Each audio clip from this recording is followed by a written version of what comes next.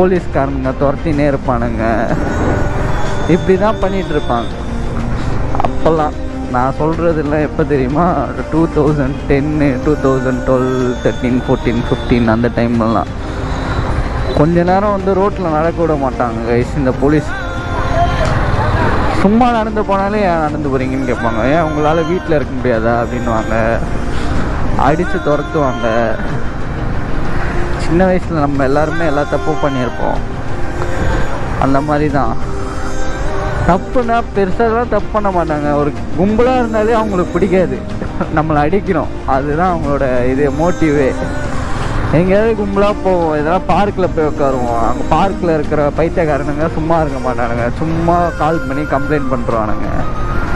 நம்மளை வந்து தேடுவாங்க. சம்டைம்ஸ் பேட்ரோலில் பிடிச்சி உட்கார வச்சு ஸ்டேஷன் வரைக்கும் கொண்டு போயிட்டு அப்புறம் அனுப்புவாங்க. சில டைம்